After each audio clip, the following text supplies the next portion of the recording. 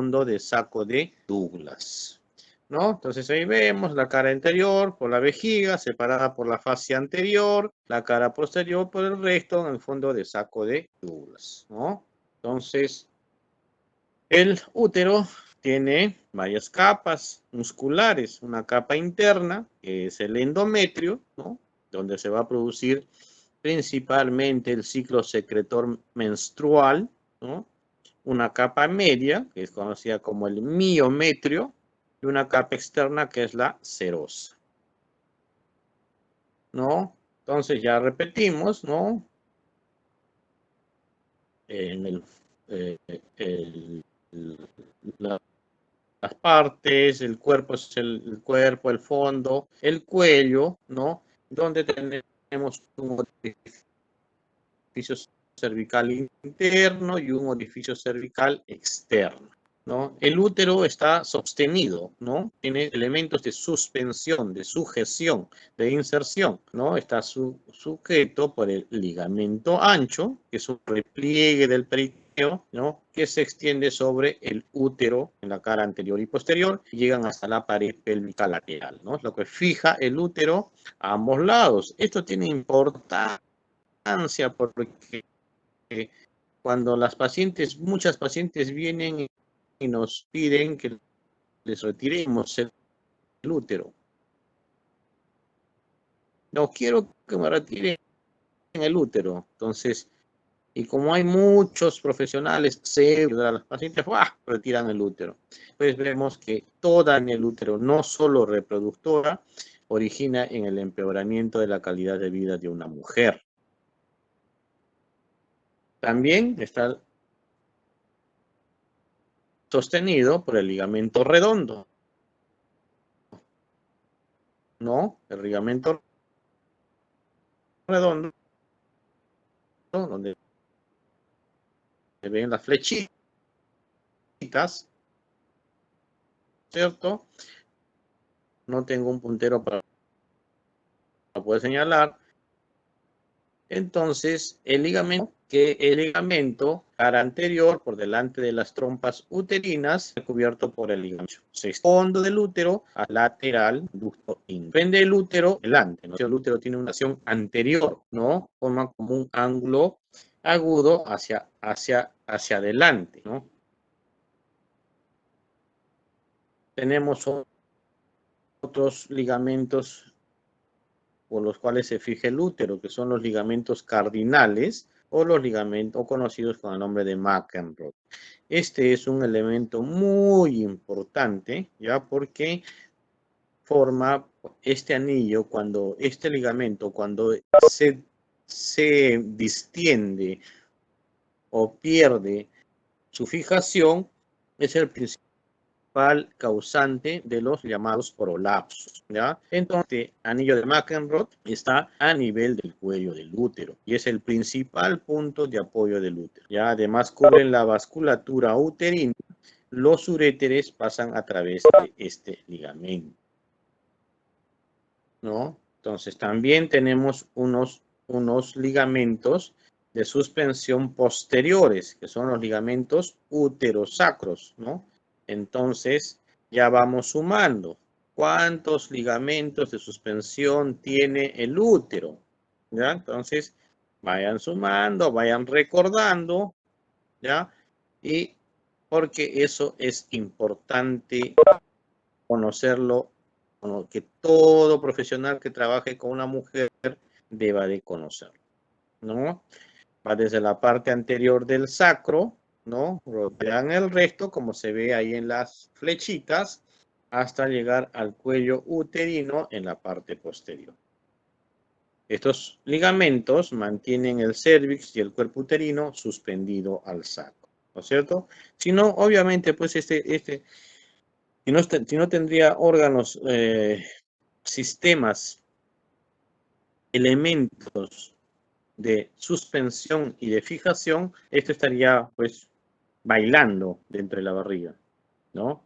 Entonces no es así, ¿no? Entonces hay otros ligamentos, ¿no? Que se constituyen como los ligamentos de inserción, ¿no? Inserción generalmente es el infundíbulo pélvico, que es un repliegue del peritoneo, ¿no? Y que generalmente va hacia o junto con la arteria ovárica y sigue un trayecto retroperitoneal, ¿no? Entonces, el ligamento útero-ovárico es el que fija, como se ve ahí, los ovarios al útero. Entonces, miren, todo lo que se tiene que extraer o todo lo que se tiene que cortar al momento que uno tiene que, por X o Y motivos, obviamente que tienen que ser plenamente justificados, tenemos que retirar este órgano tan importante en una mujer, ¿verdad? Entonces vemos ahí todo un resumen, ¿no es cierto?, de todos los ligamentos para que les pongan ustedes nombre, ¿no? Y lo recuerden. ¿Cuáles son los vasos importantes, las arterias importantes que irrigan al útero? Principalmente, ¿no es cierto?, la ilíaca interna, que va a dar origen a la arteria uterina, ¿no? Tenemos la arteria uterina, la arteria vaginal, ¿no? Ramas de la ilíaca interna, ¿no? Entonces, vemos acá, también recibe irrigación de la arteria ovárica, ¿no? Que aparte que da irrigación hacia los ovarios, también va a dar irrigación hacia el fondo uterino. La arteria uterina, como les decía, que es rama de la arteria ilíaca interna, y las arterias vaginales. El útero, por esta razón, es un músculo muy, muy inervado, recontra inervado. Es pues obviamente el causante, ¿no? O cuando ocurren hemorragias a nivel de este órgano, es el causante de los shocks hipovolémicos y la subsecuente muerte de nuestras gestantes cuando no se controlan estas hemorragias, porque son arterias principales, arterias de gran calibre y que obviamente tienen un flujo sanguíneo mayor. Bueno, el drenaje linfático, ¿no? Generalmente nos sirve como drenaje para las principales neoplasias o cánceres que se produzcan a nivel del sistema reproductor femenino. Tenemos, ¿no?, los ganglios paraórticos, los ganglios ilíacos comunes, los ilíacos externos y los ilíacos profundos. Bueno, el segundo órgano, no en importancia porque todos tienen la debida importancia y todos tienen una función, ¿no? Obviamente son los ovarios. Los ovarios son los órganos de reproducción femenina que tienen dos funciones, ¿no? Tienen dos funciones. Una función gametogénica, es decir, donde se producen los gametos femeninos. ¿Cuál es el gameto femenino? ¿Y cuál es el gameto? ¿Cuáles son los gametos masculinos? A ver quién me responde. Los testículos.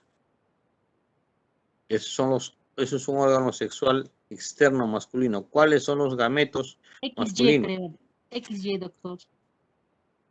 No, el XY son los genes, son los cromosomas. Espermatozoide, doctor. Doctor, el espermatozoide. Y en la mujer. Y de las mujeres al óvulo, doctor. Óvulo.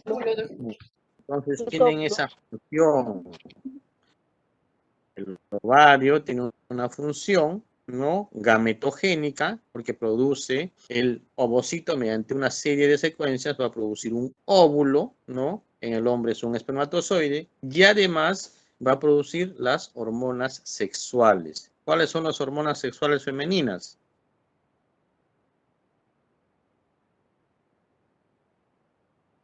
Eso creo que hemos visto en fisiología. Entonces, estos ovarios, El estrógeno y la progesterona. los estrógenos, ¿no es cierto? Los estrógenos, ¿no? El estradiol y la LH, la hormona luteinizante, La progesterona es la hormona del embarazo, es la que se produce durante el embarazo. ¿Ya? Entonces, vemos que también están suspendidos por un mesovario o parte del ligamento ancho y el ligamento útero-ovárico, ¿no? Entonces, hemos visto, ya está irrigado por las arterias ováricas, que son ramas de la aorta. Las arterias ováricas son ramas directas de la aorta, o sea, tienen también un flujo sanguíneo elevado. Su drenaje venoso se da por la vena cava inferior, en el caso del ovario derecho, y en el ovario izquierdo, a través de la vena renal izquierda.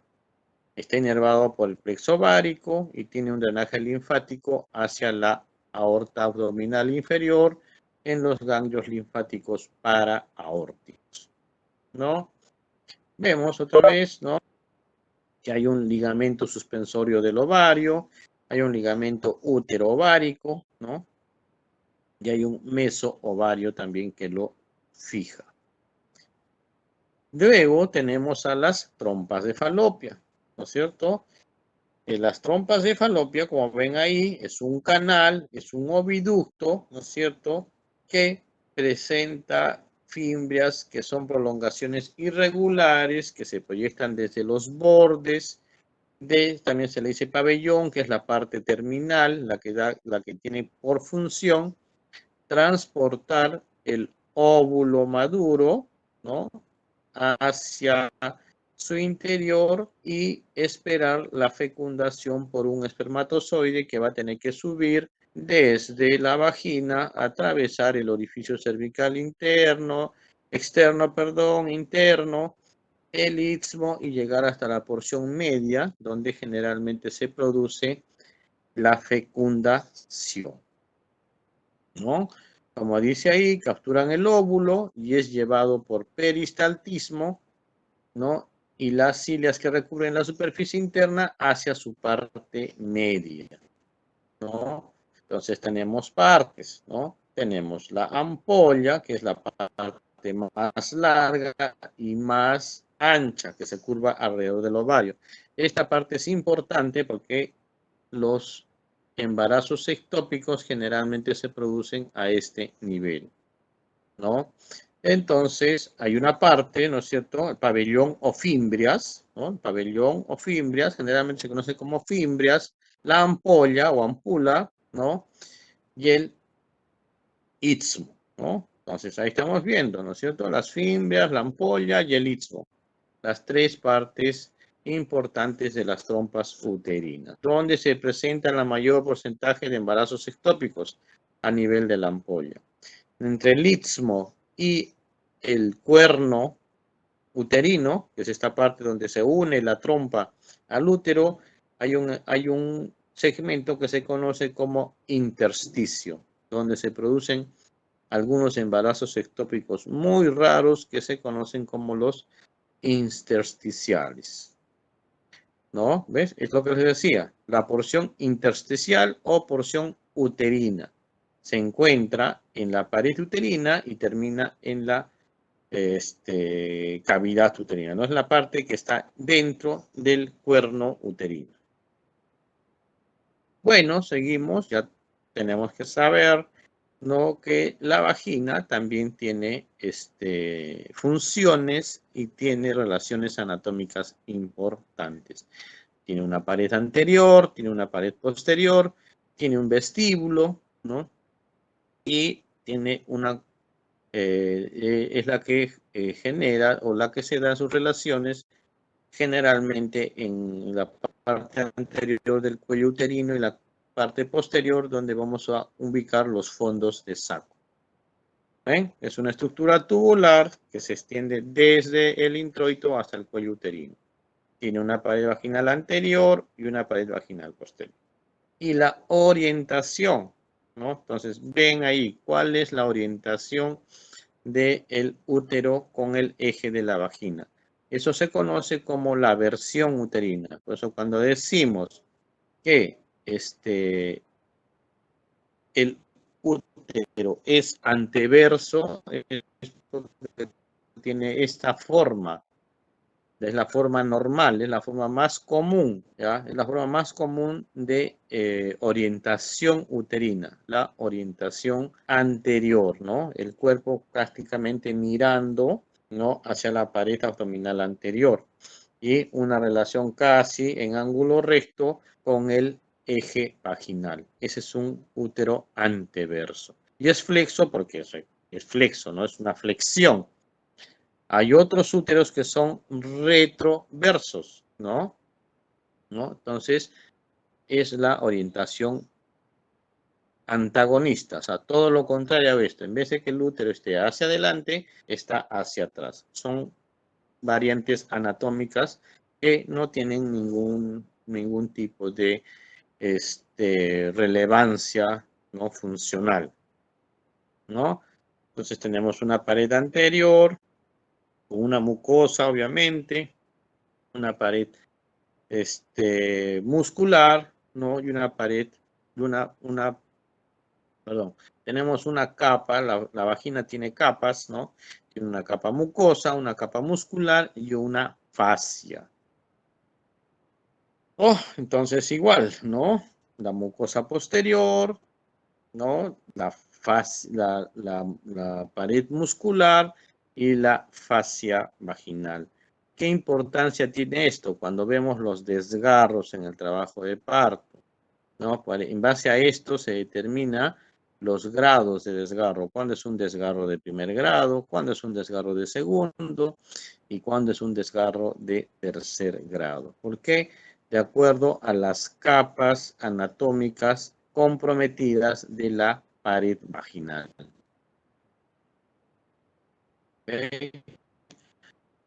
Entonces, de ahí vamos a hacer un repaso sobre los genitales externos femeninos, ya bueno, lo que todo, pues, ¿no? Eso es lo que se ve, ¿no es cierto? Ya toda dama, toda mujer sabe lo que tiene, entonces debe saber científicamente qué nombres tiene, ¿no? Tenemos el monte de Venus, la vulva, que está conformada por los labios mayores, labios menores, el vestíbulo, la vagina, el tercio anterior de la vagina, o la entrada de la vagina, el himen o las carúnculas himeniales, el clítoris y las glándulas vestibulares mayores, que son las glándulas de Bartolino, que es donde se asientan también algún tipo de infecciones cuando se producen los quistes o los abscesos de Bartolino.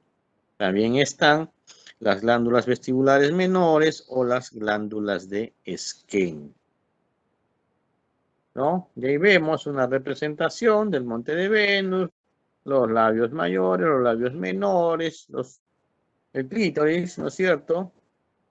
Las glándulas de Skene, o también se conocen como parauretrales, y las glándulas de Bartolino, la uretra y los conductos parauretrales. Esto es importante que lo conozcan y que lo sepan, porque muchas veces hemos visto que cuando uno necesita que alguien ayude y necesitemos que le coloquen una sonda vesical a una gestante, estén tratando de colocar la sonda en la vagina, ¿no? U otros estén tratando de colocar la sonda por encima del clítoris. Entonces, tienen que tener conocimiento de la anatomía. Es básico que sepan la anatomía. Si no, lamentablemente, pues estamos actuando empíricamente a lo que salga y lo que está en nuestras manos es una vida. Así es que esto lo tienen que repasar sí o sí, son preguntas de examen. Entonces revisen sus textos. Todo libro de anatomía todo libro de ginecología inicia con anatomía. Y obviamente sus funciones, ¿ok? Igual, ¿no? El introito vaginal, ¿no es cierto? Donde se ve, algunos que quieren colocar, ¿no? La sonda a través de lo que es esta desembocadura de las glándulas de Skene, ¿no? Está demasiado grande, pero es difícil de confundirse con la uretra, ¿no? Las embocaduras de las glándulas de Skene y de las glándulas de Bartolino son difícilmente visualizables. ¿Ah? Igual un esquema para que vean, ¿no es cierto? Igual lo vamos a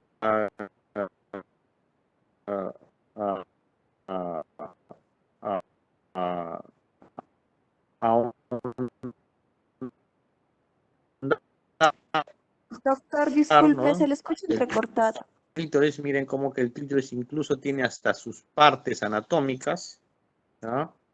Y bueno, un resumen de todo lo que es la anatomía del... ¿Todos me escuchan entrecortado? A ver, Caroline, ¿me escuchas entrecortado? Jocelyn. Por momentos, No me doctor, se le escucha entrecortado. Después otra vez se arregla, pero de nuevo a ratos un poco que baja la es el señal. tema del internet, porque estoy en el hospital, chicos, ¿ok? Me avisan de todas maneras. ¿Ok? Listo. Entonces, ¿alguna duda, alguna pregunta en este aspecto?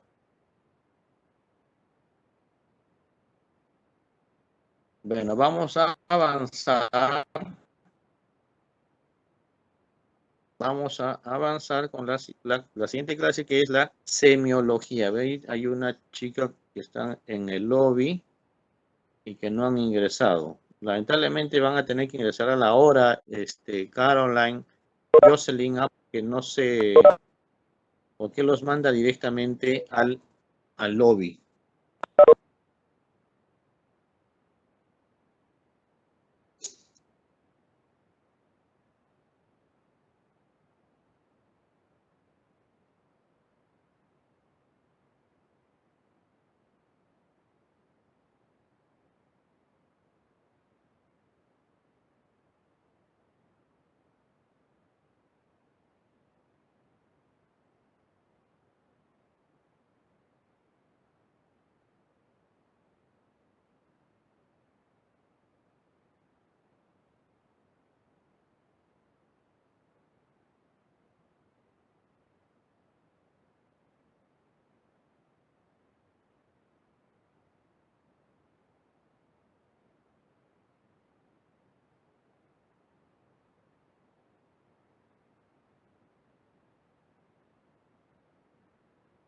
Ok, ¿me escuchan, verdad?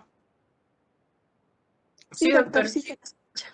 Ok, entonces ahora vamos a seguir con la siguiente parte. Queda de tarea para ustedes que revisen obviamente las funciones, ¿no? ¿Qué funciones tiene, por ejemplo, las glándulas de Skene, las glándulas de Bartolino? ¿Para qué están? Ya les he dicho las funciones del útero, ¿no? ¿Qué funciones tiene el útero? El útero tiene una función principalmente reproductiva, ¿no? Que es obvia, porque es ahí donde se aloja el producto de la concepción, pero además tiene otra función, ¿no? Los ovarios, ya les he dicho, tienen una función gametogénica y una función hormonal. ¿Qué funciones tienen las trompas de Falopio? También se los he dicho, pero igual, ¿no? ¿Qué funciones tiene el clítoris, por ejemplo? A ver, ¿quién me dice?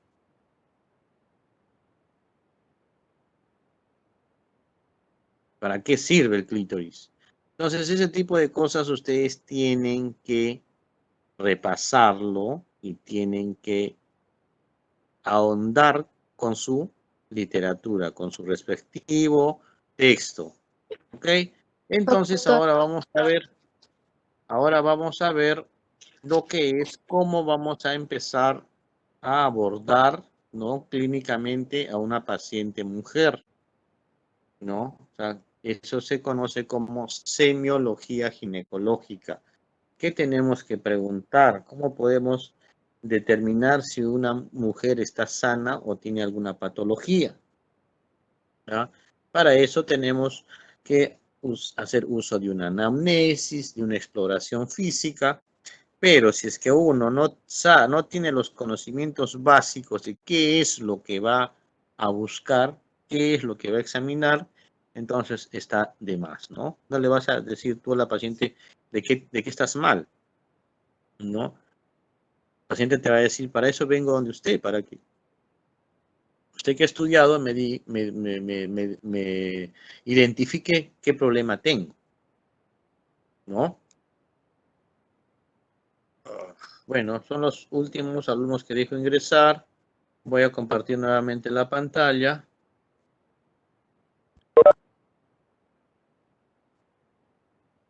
Ok, se ve la pantalla, ¿verdad? ¿Se ve? Sí, doctor, sí se ve. Entonces, Sí, eso es lo no. que decía. Vamos a ver lo que es la semiología ginecológica, que consiste en dos partes importantes, la anamnesis y el examen físico ginecológico. Para que de acuerdo a esto nosotros podemos identificar las principales patologías ginecológicas que se presentan en la mujer, que es el objetivo o es el diseño del curso de ginecología. Entonces, la semiología, que es la ciencia que estudia, ¿qué estudia la semiología? A ver, ¿quién me dice? ¿Qué busca? ¿Qué estudia la semiología? ¿Qué significa semiología? ¿Mm? Entonces, la semiología estudia los signos y síntomas de una enfermedad. ¿Qué es un signo?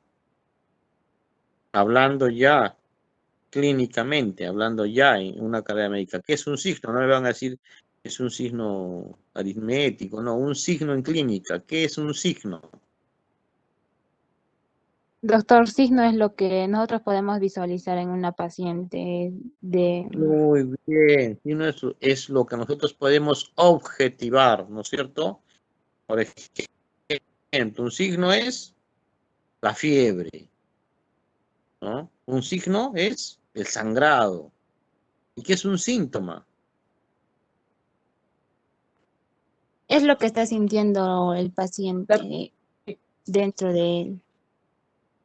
Un síntoma es lo que está sintiendo, ¿no? Pero tienes que decirme algo. Sería lo que Es un refiere la síntoma. paciente, doctor. Es lo subjetivo, ¿no? Es lo subjetivo que refiere una paciente, es lo que percibe una paciente, ¿no?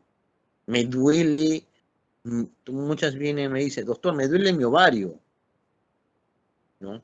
Entonces tú no puedes objetivar, como si, entonces ese es un dolor pélvico, ¿no? El dolor es un síntoma, ¿no? La cefalea, ¿no? Los mareos. Entonces, la semiología se encarga de estudiar estos signos y síntomas para poder objetivar y determinar qué afección puede tener una persona. Es fundamental, obviamente, para un adecuado diagnóstico, un adecuado tratamiento y un pronóstico de la paciente ginecológica, ¿ya? Obviamente, se tiene que hacer bajo las condiciones necesarias. Examinar a una mujer no es igual que examinar a cualquier paciente, ¿ya? Es por eso que últimamente ya las pacientes ginecológicas, no sé cómo estarán haciendo en sus prácticas, ¿ya? Las pacientes mujeres ya últimamente tienen el derecho, ¿ya?, de solicitar que no estén presentes los alumnos, ni siquiera los internos. ¿Ya? ¿Por qué? Porque necesitan, ellos tienen derecho a su privacidad. Por eso, el examen ginecológico, lamentablemente en los últimos tiempos, ya las pacientes mujeres saben sus derechos y no es que antes a nosotros, cuando estudiábamos medicina, sí, nos hacían entrar. Todo el grupo entrábamos y estábamos viendo a una mujer desnuda, ¿no? Pero ahora las mujeres se niegan y pueden decir, no, incluso para una ecografía, no quieren que se las vea, que esté incluso es el interno de medicina, no, ¿no?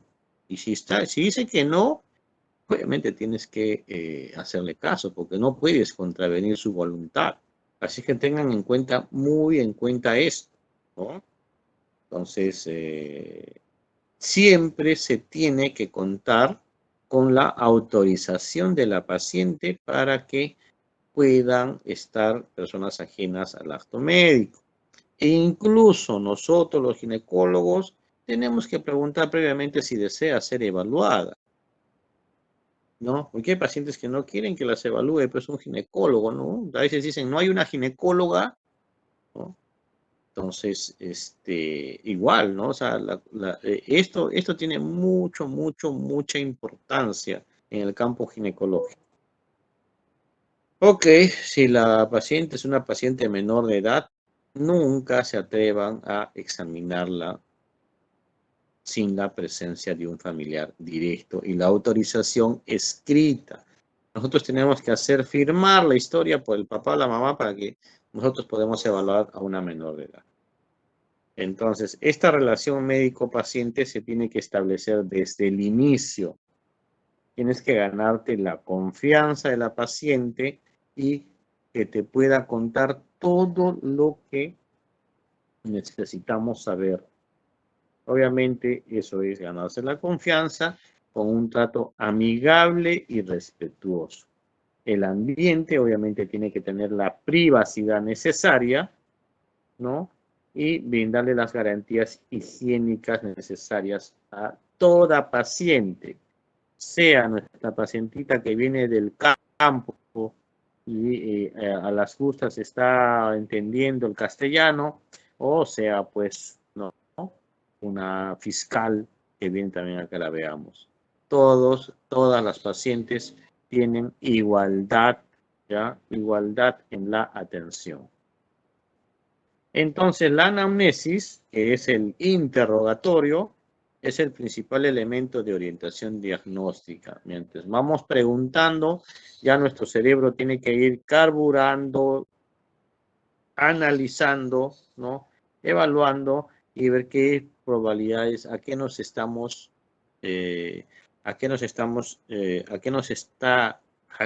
se está orientando los signos y síntomas los síntomas que nos está refiriendo la paciente, ¿no? En la anamnesis lo que evaluamos son síntomas, ¿no? Entonces la técnica es dejar que nos cuente, escucharlas con interés, no hagan y no quiero ver si en algún momento pueda ser que estén por ahí de internas, no quiero ver que traten mal a una paciente, porque lamentablemente eso ya las descalifica para tratar, o los descalifica para trabajar en el campo médico. ¿Sí? Hay que interrogar con un nivel de lenguaje apropiado para su nivel cultural e idiosincrasia, ¿no? No le vas a preguntar, ¿pero cuánto de fiebre tienes, P? ¿No? Hay muchos casos, hay muchos internos, hasta residentes, que nosotros hemos tenido que botarlos del hospital porque tienen estas actitudes. Creen que el que te digan doctor, doctorcita, estás por encima de la paciente y no es así. Se los repito y se los repetiré siempre. Nadie se va a volver millonario siendo médico, siendo obstetra, siendo enfermero. Al contrario, trabajas más y el pago es no correspondido. La única gratitud que tienes es que tu paciente se vaya agradeciéndote, ¿no? De lo que le hayas ayudado. Entonces, se van a llenar de plata.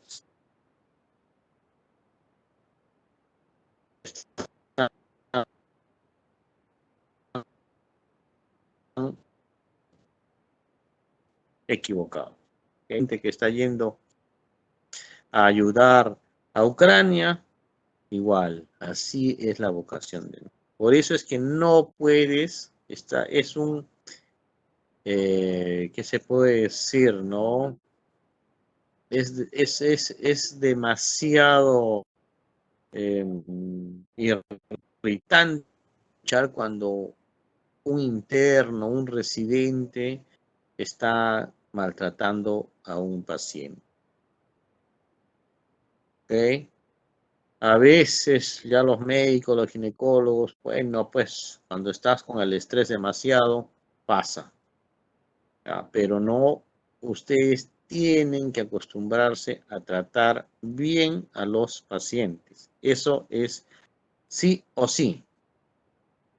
Obviamente la anamnesis tiene etapas, la identificación, ¿no? Los antecedentes patológicos de importancia, el motivo de la consulta, ¿no? La enfermedad actual, ¿no? Preguntamos qué síntomas tienen, cuánto duró, con qué aumenta o con qué disminuye, y sus antecedentes ginecobstétricos para nosotros, ¿no?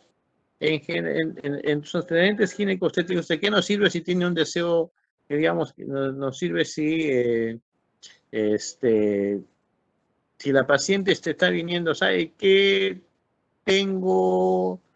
Mi menstruación no me baja se me ha retrasado por 15 días, ¿no? Entonces, lo primero que tú tienes que preguntar es si es que tiene, ¿no es cierto?, algún método anticonceptivo, ¿no? Pero, ¿cuáles son los principales síntomas o las principales causas de consulta de una mujer? Ratito que pase esa bulla, ¿ya?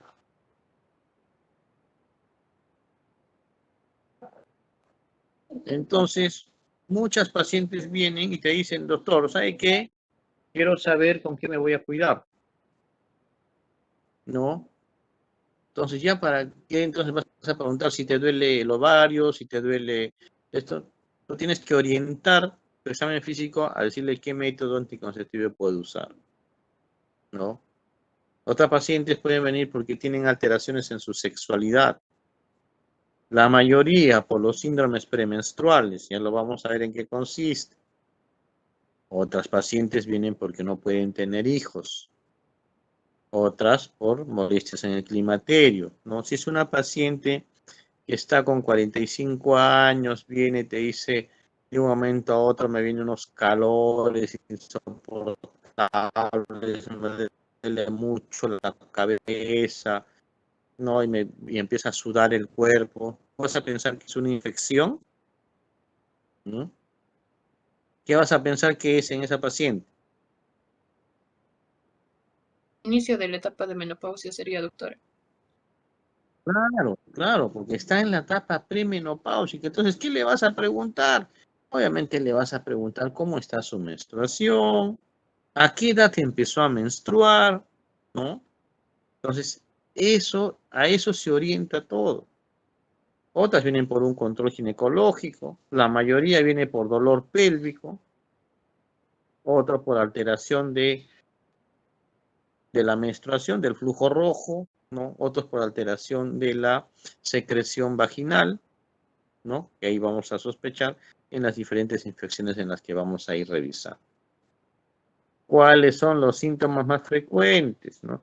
El flujo vaginal, ¿es un síntoma o es un signo? ¿Quién me dice? Es un Un síntoma, signo. doctor. ¿Ya? Es un Sí. síntoma y es un signo también, ¿no?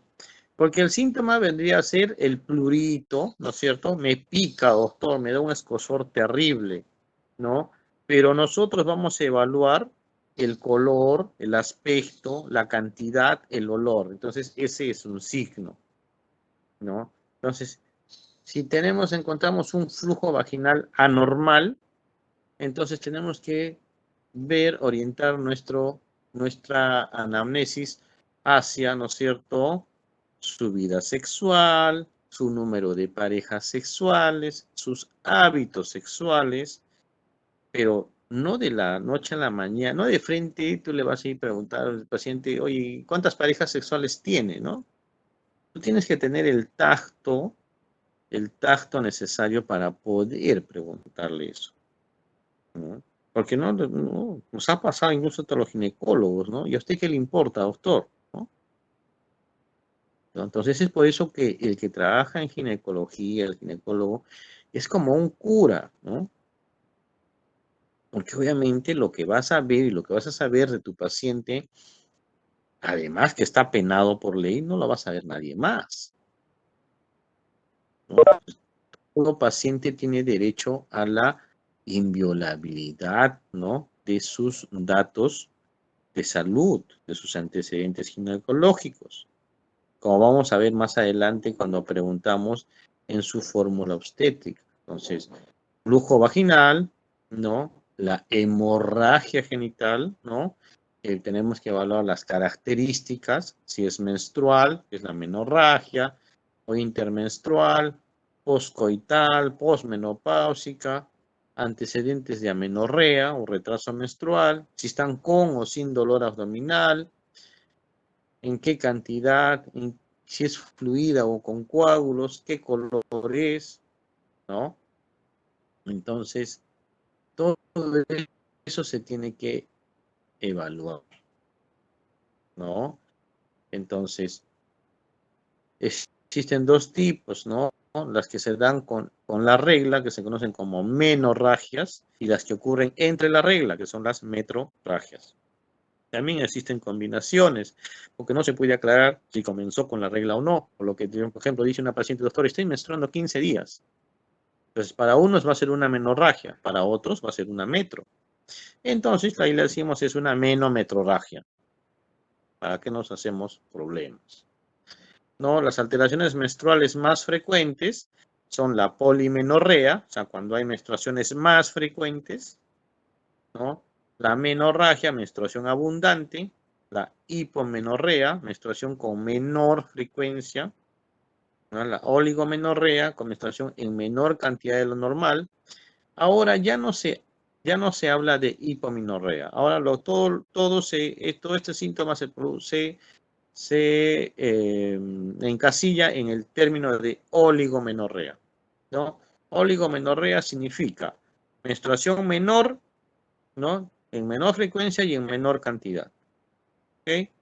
Generalmente lo vamos a ver esto en el síndrome de ovario poliquístico. Amenorrea, ¿no?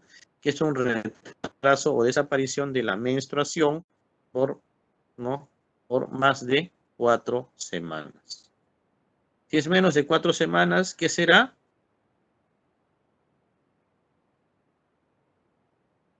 Si es la ausencia de menstruación por menos